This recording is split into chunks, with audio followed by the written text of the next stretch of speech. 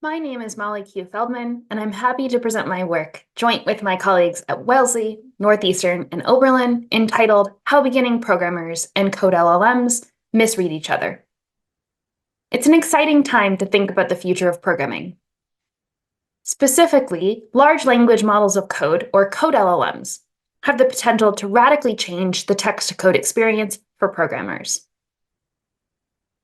Therefore, studying the user in these contexts has become of great recent interest in the human-computer interaction community broadly.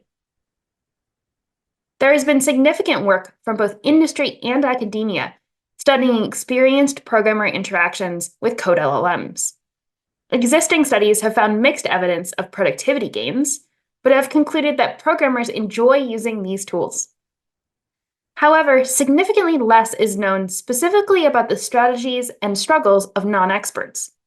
One type of non-expert are those programmers who have taken only a single computer science course, who we call beginners. These students are the focus of this research. To gain insight into the interactions, struggles, and strategies of beginner programmers with Code LLMs, we perform an at-scale multi-institutional study. Specifically, we ask three main research questions. First, can students who have completed a CS1 course effectively prompt a Code LLM to generate code for questions from their previous courses? Second, what is the origin of student challenges with Code LLMs? And do these differ across different groups of students? And third, what are students' mental models of Code LLMs? And how do they affect their interactions?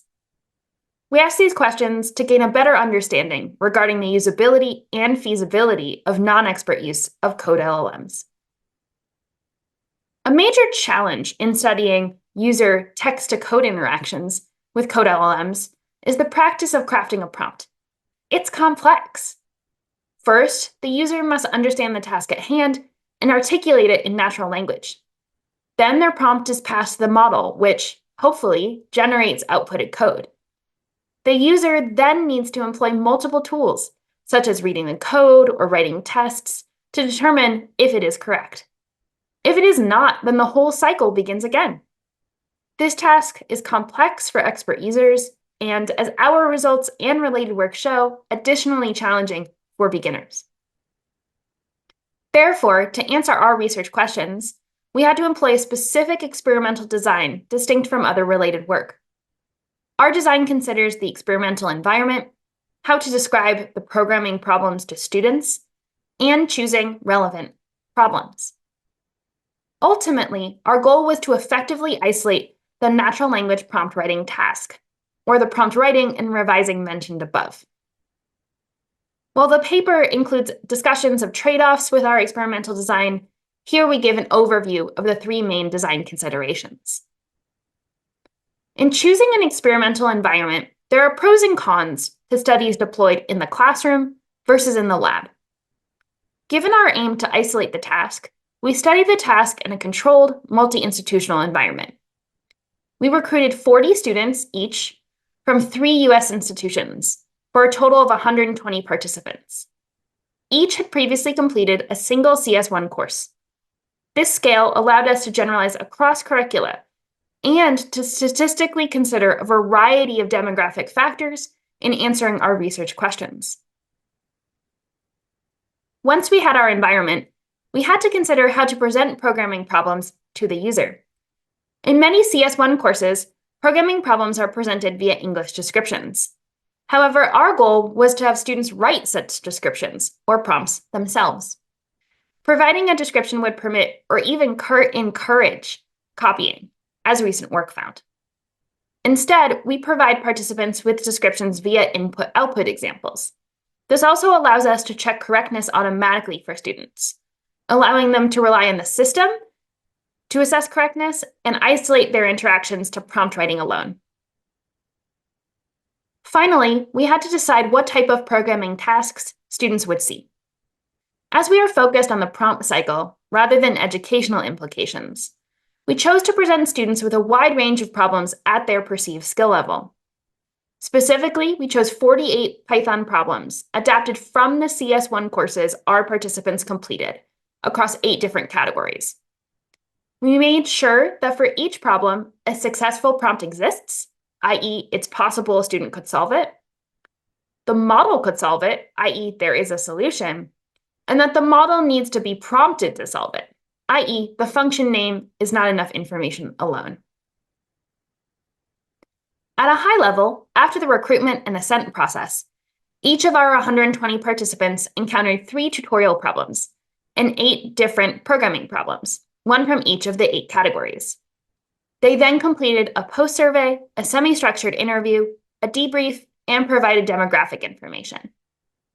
Additional information about our experimental design and user study can be found in the paper.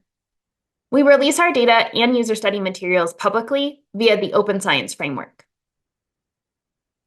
Students prompted OpenAI's Codex model during the study, as it was one of the few available state-of-the-art models at the time. We promote using open source models for future work, looking at similar questions. To isolate the prompt writing task, we built our own experimental user interface. Students interacted with the problems by collaborating with an animated figure, Charlie, the coding cow. For each problem, students were provided with the function signature and a set of input-output examples. They then wrote their description in the provided text box. They saw a different screen once Codex generated a completion. At the top of the screen, they always saw the prompt they provided and the generated code. Tests which failed were automatically highlighted in yellow. Students could move on or revise their prompt at will, or had to move on when the time section was completed. After conducting the study, we completed a mixed methods analysis. We overview some interesting findings here, but there's a lot more in the paper itself. Our first research question asked about students' abilities to prompt the model. Overall, this is a challenging task for students. On average, students solved 4.7 of the 8 problems that were provided.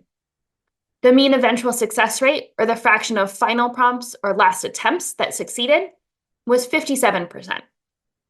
This matches what students experienced during the study. However, Code LLMs are notably stochastic. Therefore, measuring a prompt's reliability when submitted to the model multiple times reflects a more consistent measure. The average reliability, or pass at one value, of a student prompt was 22%. We quantitatively analyzed the potential impact of different demographic factors on prompt reliability as well. We encountered only 2 statistically significant trends. We found that the prompts of students with additional programming experience are more reliable, and the prompts of students who self-identified as first-generation college students are less reliable. Notably, we did not observe a statistically significant trend for language spoken in a student's household as a child. However, all participants were from selective US institutions that require fluency in English. To answer our second research question, which focused on the origins of students' challenges with Code LLMs, we analyzed our qualitative data. To do this, we employed open coding on participants' open text responses and semi-structured interview responses. Again, we provide highlights here, but refer to the main paper for the full results. In general, when asked, what kind of problems or issues did you run into working with Charlie? The most common codes reflected student challenges with the model. 3 themes stand out: Charlie doesn't understand me, issues with generated code, and student struggles. We provide some representative quotes here, which are discussed in additional context in the paper. For Charlie doesn't understand me, Red Coyote said, it was definitely difficult to have a concept of what you wanted written in your head and then feel like you're articulating it well, but having it not work properly. Aqua Ladybug shared, if I was saying it how I thought was the best way to say it, but it still wasn't working, I had no idea where to go from there. Many students had issues with the generated code. Khaki B noted, you feel like you've made progress, and then because it did a different thing the next time, it's like, what do I change? I'm trying to change what I give to the cow, and then that should change what the cow is doing. But if I'm not changing anything, why is that changing? They are describing the frustration that students felt with the stochasticity of the Code LLM, where a new prompt may generate the same code, or vice versa. Olive Bear said, I've only ever seen lambda in passing. And so if that hadn't worked, I wouldn't have known what the problem was, because I myself don't know how to use that operator. Their response describes a common situation where the generated code included Python that the students had not seen before. Finally, Yellow Checkmark said this about their struggles with the interaction. Sometimes with the code, just given my knowledge, that's not necessarily the way I would go about coding the code. But I think to even understand it, I would have to know what the code is trying to do, which takes more time than me just trying to reword what I said. Our final research question asked about students' mental models of interacting with a Code LLM. We found that students' editing practices evolved over time. In general, many students reported becoming more detailed and more Pythonic in their prompt writing. We also asked a number of questions about students' attitudes towards Charlie and AI in general. About 2/3 of students were interested in using something like Charlie in CS1. Students highlighted how Charlie might help them as future programmers by generating simple functions or streamlining their work. Students also expressed a range of reservations about using Charlie in CS1, discussing issues such as programmer skill level and academic integrity. Overall, we find that some students can effectively prompt a Code LLM, although the task was challenging and mentally demanding. Students encountered a number of issues related to the Code LLM misunderstanding their prompts, and they experienced challenges with generated code. Students made their prompts more detailed and more Pythonic over time, and had a range of opinions about AI and whether they would encourage use of Code LLMs in CS1. There is much more available in the paper itself. We outline additional findings for each research question, discuss our results in the context of related recent work, and present implications for educators and model designers. We find work such as ours timely to handle the excitement of Code LLM's capabilities and wide availability while balancing their inherent risks. Without understanding more about what is possible with these systems, Code LLMs may contribute directly to increased inequity. There are additional concerns regarding who has access to this technology and the lack of general methods for assessing generated code correctness for all users. For more information, please consult our publication and supplemental material, available at the links via the QR codes.